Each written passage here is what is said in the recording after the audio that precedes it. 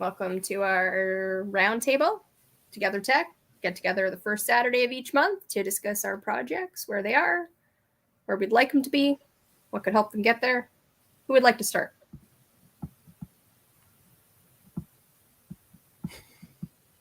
Sure, I guess I can. Right. I hadn't done as much over the last month as I would like. I was prepping for a work conference type thing that happened, I guess, just this past week. So at least that's done and over with now. I can spend more time on this. I had been working on a presentation for Conferati just to sort of explain it better to developers, because I had met with a developer who gave me a very different quote than the other developer that I was working with. And I just thought that it was because I didn't explain it as well the second time, because it was like a 10-minute explanation versus a 3-hour one. So I've been working on a presentation just to streamline the explanation for developers in the future, and then may or may not have a dev agency that this person works with. But if it can't work on Upwork, then probably find somebody else. So that's what's been going on with me.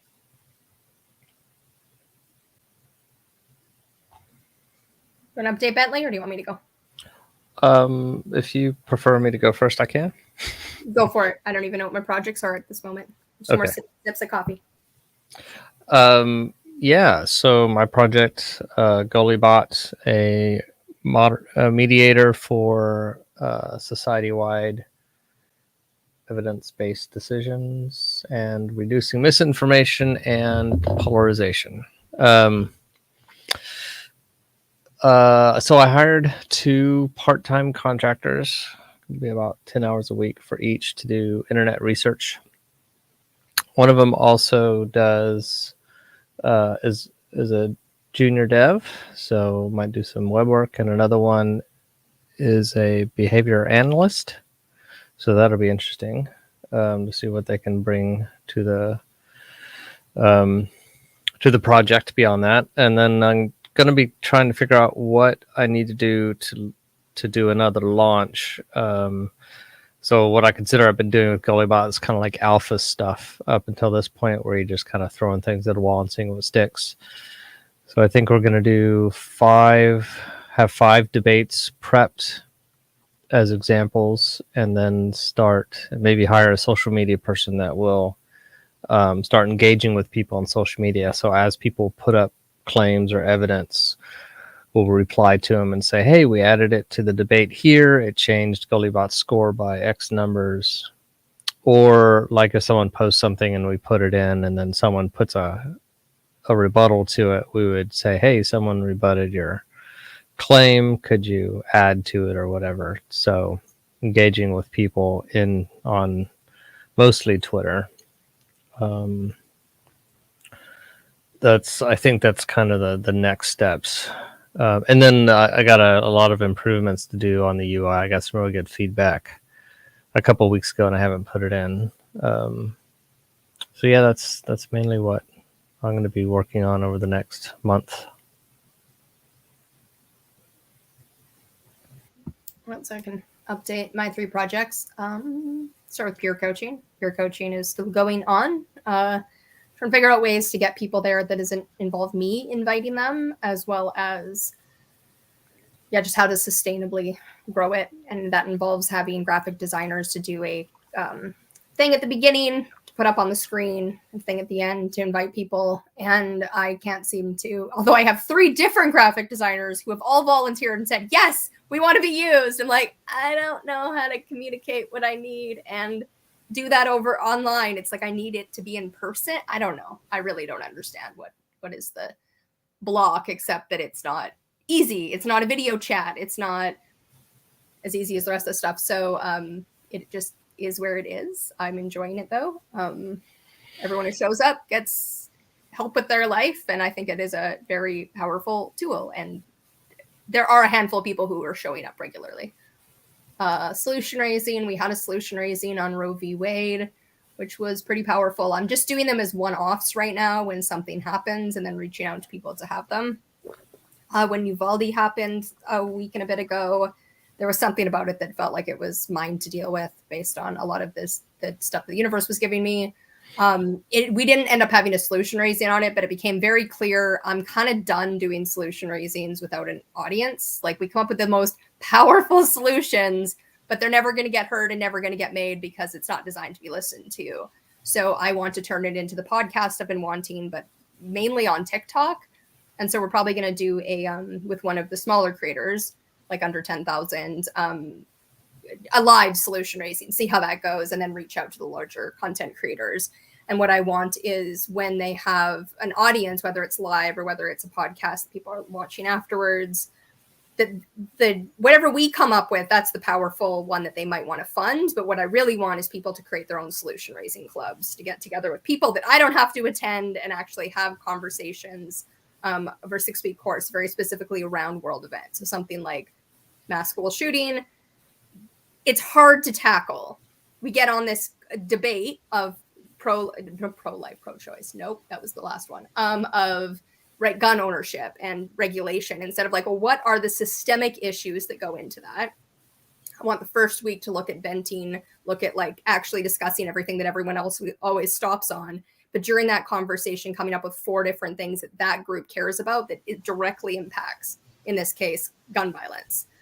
And then spend 4 weeks having solution raising. And the 6th week, talk about what they could do right now for free or right now with that group of people. So either those 6, or if there's 30 people signed up, right, the 30, what could 30 people do? And anyway, so there's something for the masses to do and something for the influencer to do, but it's still working itself out. What is my 3rd project? One free app, which is amazing because it's not my project and I get to like lead from the side without leading from the front, which is perfect. I don't know what it is about it that seems to, I can move forward in that one and offer suggestions in ways I can't with mine. But the fact that we meet within my own limitations, we meet every Thursday to have a live conversation on TikTok, and then we have our board meeting right afterwards. And there's like 2 admin meetings that I'm not attending, to like data meetings, branding meetings that people are attending, and it's run by and for autistic people. So it's we're creating it in a way where nothing hinges on one person. Anyone can take a break at any point in time and nothing get done. It's done until somebody wants to do it. So just, hey, here's what needs to get done for the admin meeting. Who wants to take it on? If nobody takes it on, it just sits there. And I'm really excited that these things are moving forward without me needing to do it. And we are gaining traction. So those are my projects.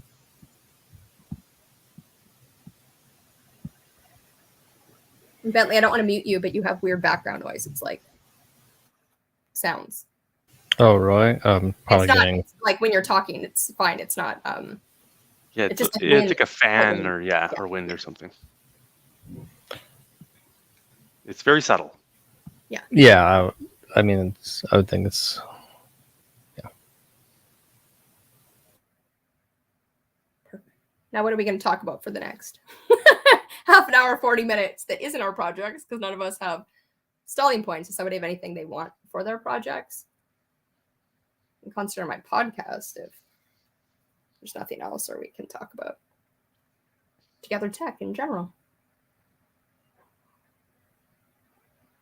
I know I am getting to the point where I want an entity to own, for-profit projects that sort of has been built into the fabric of it, stuff that we've sort of hinted at and been talking about, like the not being profit motivated, and I guess a structure for profitable projects that aren't in the typical game umbrella, and that would, possibly have built into the fabric of the project, or just the overarching, like, I guess, a parent company or something like that. The profit goes in towards projects like these.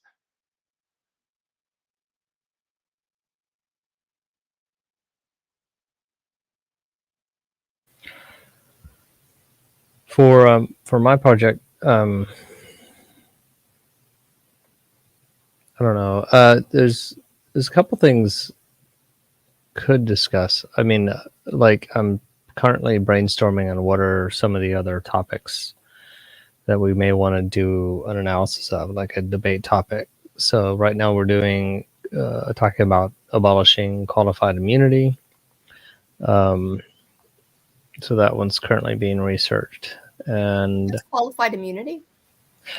So in the United States and probably a lot of other places, you can't sue a police officer, even if they violate your constitutional rights. Just to, So, as long as they're on duty, right? When they do whatever they're doing.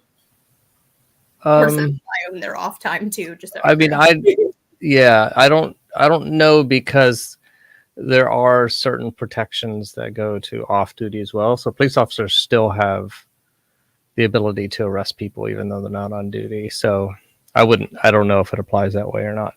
I mean, they can still be brought up on criminal charges by the state or country, but an individual private citizen can't sue them in the job. And that actually applies to all government officials. So you can't sue a senator or something like that. Which is an interesting counterpoint to the whole civil asset forfeiture. So they can just show up and take anything, and you really can't do a damn thing about it in any way, shape, or form. Not quickly.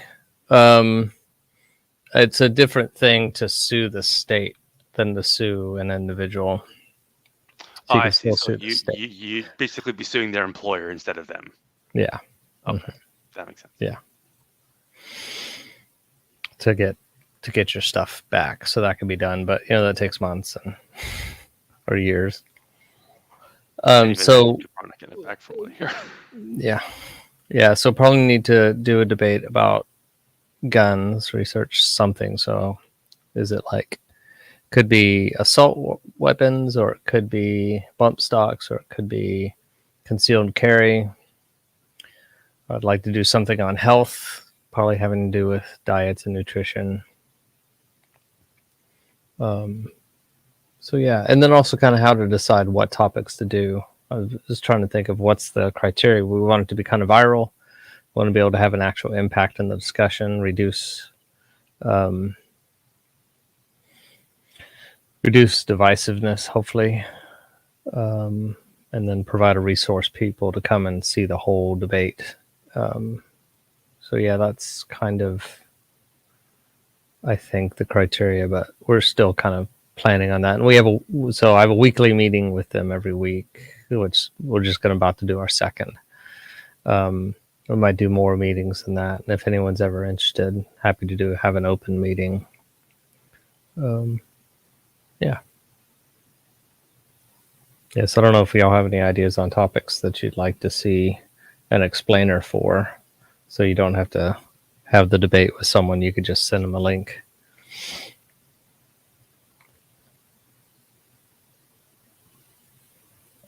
I guess, I mean, if you're talking about guns and stuff like that, I'm just wondering what level are you after? One specific, this thing is true or not, or just is gun control a good idea? Well, yeah. Well, it needs to be something that is, is gun control an idea is too vague of a statement to be meaningful? So it usually is something a decision has to and can be made. So it does need to be specific. Right. So that's why it would be something like allowing concealed carry, or does the concealed carry reduce kind of crime? An interesting one, which is adjacent to the gun thing, is the fact that Canada keeps trying to tack on gun laws when things happen in the US, even though we have different gun laws and our laws weren't in play for the thing. I don't know if you saw, our prime minister decided to unilaterally declare handguns. You're not allowed to sell them, buy them. I don't know if it's law yet, but no, it wasn't even in the zeitgeist. It wasn't even part handguns of weren't used in the thing. It didn't happen here. We've already got we don't have a handgun problem. Two different levels of licenses to get a handgun legally. So if you're gonna get it legally, it's already a steep hill to climb. My hypothesis is that our gun, if it gets passed, our gun violence is going to skyrocket. Yeah, and I can't really say why, except that I want to go out and buy a gun. When our prime minister, I have zero desire to buy one. Now that my prime minister was like, "Oh, I've decided." It's what fascist and this is the fourth or fifth time he always brings it up when things happen in the U.S. because things don't I think something happened here a few years ago that it happened involved with the police and criminals and stuff. But Yeah, I That saw kind of that way to- somewhere that Canada did something, but I didn't dive into it. Yep. It's Yeah. like a parent who has like one drink on New Year's being like, I'm going to give up alcohol because my drunken neighbor who like beats his children when he drinks all day every day is having an issue. So we're going to give up the one drink we have on New Year's. It's like, that's not going to help that situation. If any, like, it just, nope. It's a bit of a Canadian bent more so than a gully bot issue, but I feel like there is a, Yeah, it's there's not also to do the it- we need IMDb for politicians. Like we need to have a way to keep and monitor them. Like we need to watch Yeah. the people who are supposed to be watching society because they're Yeah, just I really just overstepping want on every level. yeah. Step one is just the timeline, so that when someone's talking about sort of how smart they are and how good they are at solving these issues, you can just lay it out and be like, not so much ever. Is I mean, I think that's Or true they with need Canada and probably US. prove that government in general has a very low impact. Correct. I mean, Which is- unless you're talking I about think actually, that's the only thing you can prove right now with except for collecting taxes and putting Yeah. people in jail. yeah, but- and protecting themselves and expanding their Yeah. power and all that stuff. But But which like, I think is yeah, unfortunately the only outcome I think that can be proven right now. Like you're not going to be like, oh, turns out they're actually doing a great job and completely arguing in our interest 100% of the time. Oh wait, I had the chart upside down. I have one that is so WHO, right? The fact that WHO is going to be given some kind of power over the next pandemic, and it doesn't even have to be an infectious disease. Sounds like That that's is not happening now. terrifying on a different, because like, why? No country did this well, and now we're going to have one body. Like, I think we all see there needs to be a global force that can coordinate, but top down, therefore, we're going to need to mandate everything across the board. The gist is, I don't know how anyone could be like, yes, there should be a global one. I get. I don't get it needing to be WHO. Yep. And I don't get how what happened over the last 2 years makes you want to put concentrate power into one body's hands when everything that happened at a country, at a state, at a like local level is going to happen at a global level, and there's nowhere you can go. There's no. It sounds like that's not going forward now because China, Russia, and I think it was like 57 African countries or something were all like, no. Oh, good. Although it was weird. It sounded like that was mostly done through a lens of like countries that are friendly to China, because China was like, yeah, this seems kind of blatantly to just be a tool that you can use to smack us when we don't do what you want during a pandemic. So no. Like, why does Bill Gates have so much power when he has zero expertise in this matter? And the one thing he is an expert at, he sucks at. Like, get Windows working first, and then maybe you can talk about an area that you have zero. Why do we listen to Bill Gates about pandemics and vaccines? Because he's good with software. Come on, Jubilee. Like, that's kind of saying there's code in it, right? Like, there is not. But, like, is this going to crash?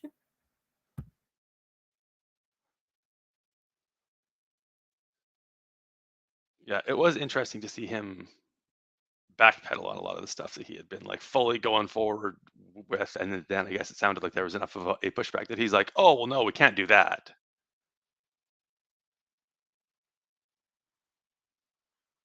Like, I didn't mean I was going to take everybody's firstborn and put them in work in factories. My bad. I don't. It was a good idea at the time. That is for that was hyperbole. He never actually said that, of course. For anyone. Yeah. Also hyperbole for now. I mean, this is gonna. The amount that the pandemic has taken away any faith I have in science, I think science is about the biggest religion there is. Not because it's a religion. It's science. It's like you follow science. What's the word? Scientific method. But you have to have faith that the data is correct. You have to have faith that the people creating the data are doing it for truth, like for actual truth, not for money, power, to keep your job. And I have zero faith in that. Like zero. I don't know how anyone has faith in that anymore. I'm like, oh, scientists are humans too, and they are just as corruptible. And I can't trust any of it until somebody fixes sense making on a grand scale. And but I still have to live in the world where it's both, because it's also like even when it's true, you can't force it on other people because it's like it needs to kind of almost be a religion, like where it's like, right, you're not allowed to impose it just because it's science, even with extreme backing, because, or at least have the conversation of body autonomy, personal autonomy is trumped by this other issue instead of pretending you're not doing that. Yeah, I think that would be a key thing.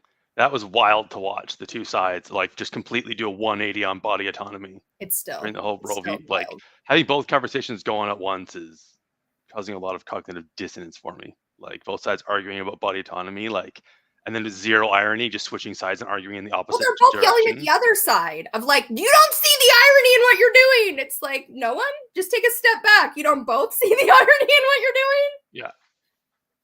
Interesting.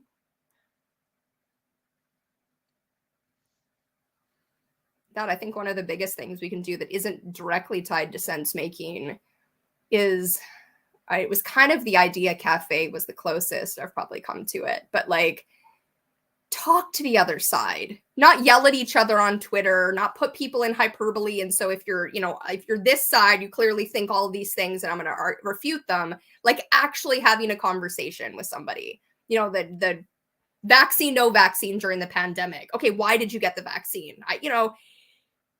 Why didn't you get the vaccine? Like, instead of just the hyperbole, right? You're a sheep, whichever side you're on. Like, aliens are controlling you. It's like the more humanity is just getting more crazy, and it's. Have y'all seen Braver Angels? I think it's a mostly U.S. based. It's a group that gets conservatives and liberals to have conversations, or Republicans and Democrats in this case. It's very specific to. I think it's very specific to U.S. politics, but it is that thing where they're consistently having politicians sit down and have an actual discussion, and then they're having individuals, and so you can join these calls, in which case there'll be people from that come from different viewpoints and having a kind of a quality discussion. So it's interesting. I haven't participated much because I still think that trying to do sense making without a tool, our brains don't have enough synapses to actually accomplish it. So I would rather too much information. I would rather have a tool where you're writing things down and you're organizing the information than just talking about it. But it's definitely better to have a measured conversation than to have a tweet war. Yeah, I'm always happy when I see more things moving in that direction. Like, even if they don't fix it, even if they don't seem like they're going to fix it, putting more attention on the like, hey, maybe there isn't only two sides. Hey, maybe there's actually some nuance here that is being lost in the shuffle of letting for-profit media companies control the conversation. There's also the Listen First project for, I guess this is US based as well, movement to heal America by bridging divides. Now, the problem is if everyone's listening first, no one's talking, but I'm sure they've figured out that it's just a name. But every time I hear it, I have to okay, someone's got to talk. First. But it's that's a kind of interesting group. And then there's people working on having citizen juries. So you randomly select a group of citizens to have a talk and see if they can come, which is exactly what Jubilee's doing, of course, with solution raising, right? I mean, not exactly, but it uses the same sort of thing. Yours is taking it a step further, but it's based on the same concept. So all those are great kind of sense-making things that we hope will keep accelerating.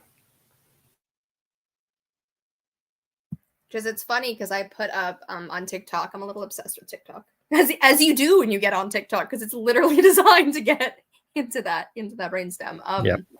But I put up here are my 5 world saving projects. I listed GameBee just because I'm an admin, even though I do zero work on it. Together Tech, solution raising, peer coaching, and one free app. And the comments that, like, what Together Tech is the one that got comments. Together Tech was like, oh, I want to find out more. I was like, that's the least promising one. Not because it's not promising, but like, we're not doing anything with this. You know what I mean? We're working on our own projects. We're not doing the meta tools that we talked about at the beginning because we're doing other things. And it's like, but everyone needs to come into a game B-ish space. Everyone wants a tech cooperative. Everyone, and it's like, right. But until you start working at it, you don't realize the meta problems, and the meta problems aren't many people's to solve. Nobody wants to create a list of projects. Nobody wants, and those people don't, who do, because those people do exist, don't know they're rare. And it's like the people people don't know to look for solution raising. Even though I know if it could get out to the masses, there would be 1% of people who it would be like both life-changing for themselves just to find community to talk about this stuff with, but like also the hope, there's a possibility of changing every single area. And I have it. And it's just annoying to be on TikTok because people are like, I wish someone could like deal with gun violence or deal with Roe v. Wade. Or I'm like, I literally have a tool for all of that. It just doesn't work if only one person's having the conversation. It's like, we just need people. You don't need to convince everyone. You need a certain number of people, and then everything goes to politics, red versus blue. Vote Democrat, then we'll have access to our own uteruses. Really? Because I'm pretty sure I'm American. There have been several like, I'm like, where's the fix then? Because they've been in office and it hasn't happened. And the same thing happens in Canada. It's like, if politics was going to solve it, we would. And politics can't solve it because they have to rule over the whole country. They have to rule over the people who didn't vote for them. There's going to be division. And instead, if you can find 1,000 people, 100 people to work on sense making and make it make sense to them, then it can extrapolate instead of like, oh, we need the world to think X, so we need to give them data that will show them X. And anyone who talks about Y, we're going to need to cancel. And vilify. So on the thing about making project lists and stuff, there's a lot of movement happening in the Open Global Mind group. So some members there have been building Vincent Arena, who's probably, I think, has been here before. He's continuing with his project, but now it's a group of other people, including a group called Lionsburg and Open Global Mind, and they started a Meta project, which is unfortunately named. They're trying to think of another name, but it's called Meta because it's, it's a project of projects. So they're working on creating kind of open standards. Yeah, open standards about the, who's working on projects, what their needs are, and stuff like that. So they're kind of continuing that process some.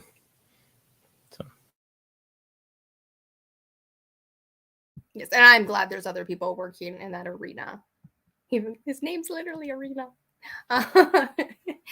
That my Friday conversation I have with some of the Game B people, and one of them, there's an event that's happening in Texas, Emerge, I think, something along. Anyway, and he's like, I want a ticket. It's Jordan Hall, John Vervaeke. They're like, you can't. It's secret. And one of the other people in our conversation is like, I think I can get you a ticket. And it's like, it both annoys me when things are like red velvet roped off, but also like there's something about Game B that's like, right, you have to show up and know the right people. Actually, like, you have to ask for it repeatedly until you find the person who's like, yes, I can get you that, in a way that, like, I don't know, other organizations, like, you need to have $10 million to be part of this. Isn't that one's just icky to me? Whereas this one, there was something beautiful about the synchronicity of the person possibly getting a ticket that I was like, this works actually. In lieu of any like fancy systems to design it, I think you have to rely on social proof. Like, that's kind of our second best option until we have a proper option. Yes, and that is like the person who's looking for a ticket, many people would vouch for, right? And and that is, to me, what Game B isn't John Vervaeke, Jordan Hall, Brett Weinstein. It's the us, like, it's the, and knowing each other, and then the interconnected circles of like I've maybe had 3 conversations with Vincent, but I have regular conversations with people who talk to Vincent, and so it's like, yeah, adjacent too.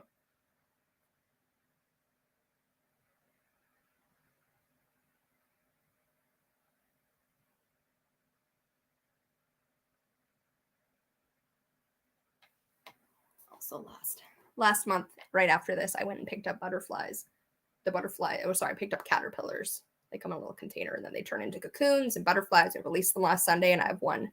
Its wings didn't form properly, so it's still hanging out. But it feels like so long ago, and also that was only a month ago. The world is speeding up. Yeah, it's crazy how much you're like, wow, that thing was a year ago? Gee. Just to fill the silence, one of the things that I don't think we have elders anymore.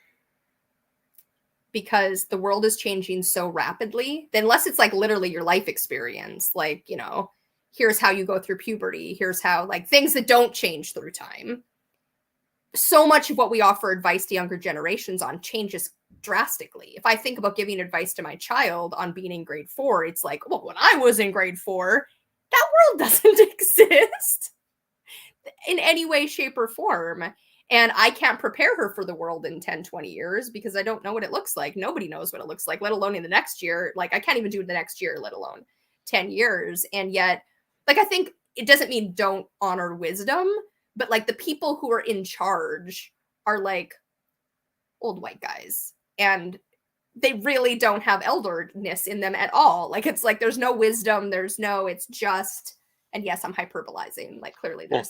Well, I think part of the problem is there's wisdom there that we don't want or care about, right? Like, here's how to make a lot of money off the backs of people. Yeah, pass. Hard pass. Yeah. Like, all you got to do is go to university, get a good job, and then live off the labor of everyone else. Be born into a rich family, and then... What was I thinking? I was born into this stupid family. He's my brother, for the one person watching, in case you don't know.